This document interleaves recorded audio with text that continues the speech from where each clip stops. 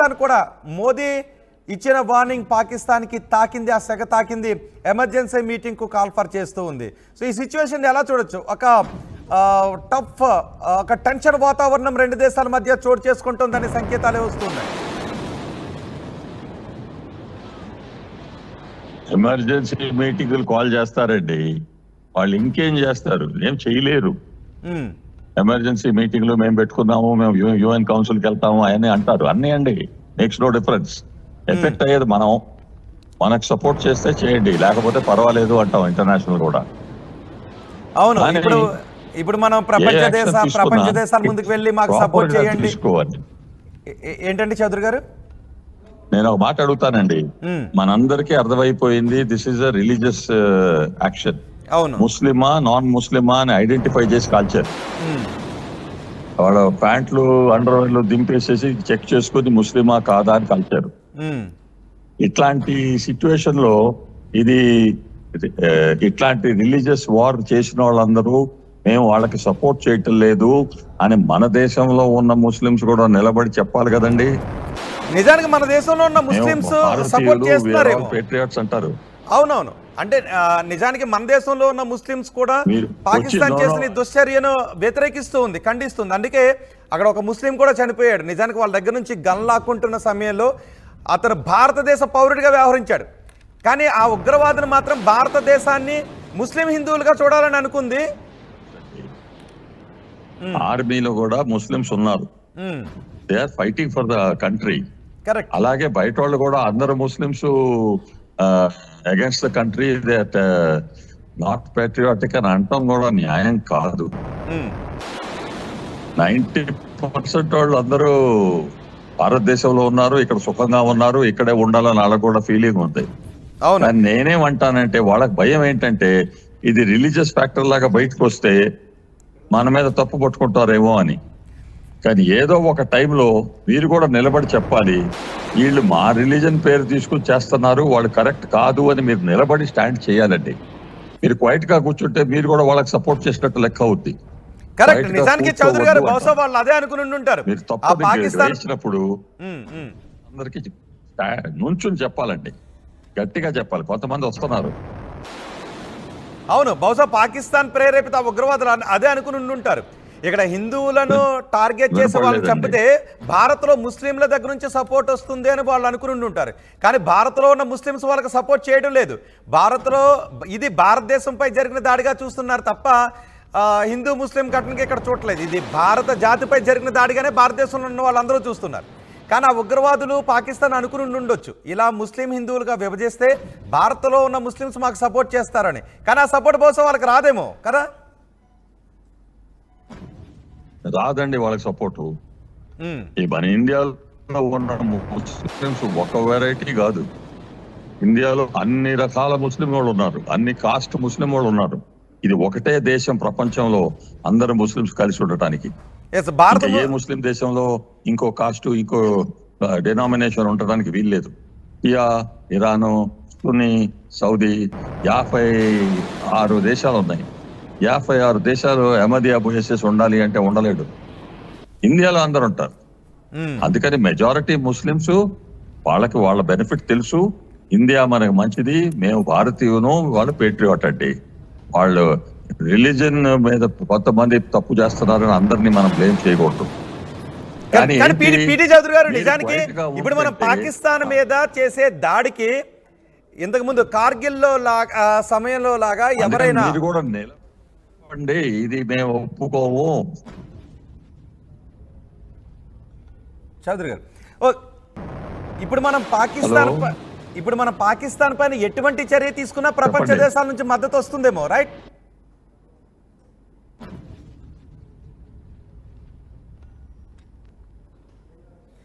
PT Chowdary గారు, ఇప్పుడు మనం పాకిస్తాన్ పై ఎలాంటి చర్య తీసుకున్నా ప్రపంచ దేశాలు భారత్ పై ఏదో ఒక మూలం ఒత్తిడి చేసే ప్రయత్నం చేయవు, గత కార్గిల్లో లాగా, రైట్?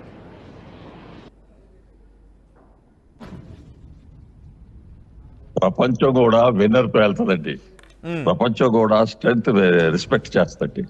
ఇప్పుడు ఎంతమంది తప్పులు పట్టుకోలేదు, అమెరికాలోనే యూనివర్సిటీస్ లోను ఎంత గొడవైంది. ప్యాలెస్టైన్ కి Israel is doing wrong, America తప్పు చేస్తుంది, వాళ్ళు తప్పు చేస్తున్నారు, యూరోప్ మొత్తం కలిసి రష్యా యుక్రెయిన్ లో తప్పు చేస్తుంది. ఇవన్నీ ఏంటండి? వాళ్ళు ఇప్పుడు సెటిల్ చేసుకోవడానికి ఎట్టొస్తున్నారు? అదే February 22 జెలెన్స్కీ గారు ప్రెసిడెంట్ గా ఉండి ట్రీటీ సైన్ చేయడానికి తయారుగా ఉన్నప్పుడు అమెరికా వాళ్లే పోయేసేసి నోను మేము మీకు సపోర్ట్ చేస్తాము, ట్రీటీ సైన్ చేయొద్దు అని చెప్పి అన్నారు. ఇప్పుడు ఏమవుతుంది? మీ చేసే పని మీరు సరిగ్గా చేసి గెలిచారనుకోండి, అందరూ మీ వెనకాలే ఉంటారు. అసలు పాకిస్తాన్ ఏం చేయగలదంటారు? ఇప్పుడు చేయలేదు, మనం ఇప్పుడు మెల్లమెల్లగా ఏదో చేస్తున్నారు, ప్రొలాంగ్ చేస్తున్నారు అంటే చేయకూడదండి. కరెక్ట్.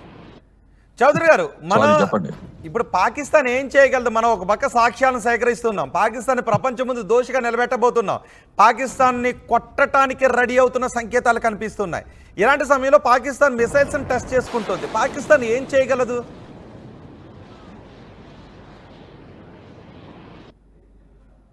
పాకిస్తాన్ రోడ్ జంక్షన్ మీద నుంచి నువ్వు వచ్చేపోయే వాళ్ళందరికీ ఇదిగో మేము సఫర్ అవుతున్నాము, మమ్మల్ని పెద్ద కంట్రీ వచ్చేసి కొడతా ఉంది, మేము వచ్చి మాకు సపోర్ట్ చేయాలి అని అట్లా ఏడవటం తప్ప ఎక్కువేం చేయలేదండి. ఎస్, వాళ్ళ దగ్గర న్యూక్లియర్ వెపన్స్ ఉన్నాయి. మనం న్యూక్లియర్ వెపన్స్ కూడా మన ఈక్వేషన్ లో క్యాల్కులేట్ చేసుకొని జాగ్రత్తగా ఉండాలి. న్యూక్లియర్ వెపన్స్ ఉన్నంత మాత్రాన వాళ్ళు ఇష్టం వచ్చినట్టు మాట్లాడుతూ ఉంటుంటే చేస్తూ ఉంటుంటే మేము చుప్చాప్గా కూర్చుంటామని కూడా కరెక్ట్ కాదు. అందుకని ఆ న్యూక్లియర్ వెపన్స్ ఉన్నాయి, ఏ కండిషన్ లో ఉన్నాయి, ఎవరు చేస్తున్నారు, ఎంత డ్యామేజ్ చేయగలదు, మనకి డ్యామేజ్ అవుతా వాళ్ళకే ఎక్కువ డ్యామేజ్ అవుతా, ఇవన్నీ కండిషన్స్ మిలిటరీ వాళ్ళు అన్ని ఆలోచించుంటారండి. దానికి వాళ్ళ ప్లాన్స్ ఉంటాయి, ఒక 10 డిఫరెంట్ ప్లాన్స్ ఉంటాయి. దాంట్లో ఏది సెలెక్ట్ చేయాలి, మొత్తం అదే ప్లానా లేకపోతే ఈ ప్లాన్ నుంచి ఈ ప్లాన్ నుంచి అంతా తీసి కలిపేసి చేద్దామా, అది కొంచెం టైం ఇవ్వండి వాళ్ళకి. They decide what is the best. Action అయితే జరుగుద్ది. Pakistan will be struck. ఈ తప్ప డెఫినెట్లీ లోహార్ దెబ్బ తగిలినట్టు తగులుద్ది, చిన్న చిన్న సోనార్ దెబ్బలు కాదు. అది చేయటానికి ఎఫెక్టివ్ గా ఉండటానికి వాళ్ళు ఇవాళ రెడీగా ఉన్నారు, రాత్రి లేచి ఉన్నారు అంటే దొంగలు పడుతున్నారు మా ఇంట్లో అందరం మేము లేచి ఉన్నాం అంటే ఏ రోజు పడుతున్నారో తెలీదు, ఎన్ని రోజులు లేచి ఉంటారు. అందుకని మనం కూడా టైమింగ్ చూసుకొని చేయాలండి. ఇది జరుగుతా ఉంది అని చెప్పి ఇక్కడ లోకల్ ఏరియాలో అసలు ఆపరేషన్ జరగవు, ఇక టెర్రరిస్ట్ లేరు అంటానికి లేదు. గవర్నమెంట్ అందే 60 మంది ఉన్నారు కాశ్మీర్ వ్యాలీలో. 60 మంది టెర్రరిస్టులు ఉన్నప్పుడు వాళ్ళకి అబౌవ్ గ్రౌండ్ సపోర్టర్స్ ఎంతమంది ఉన్నారో ఆలోచించండి.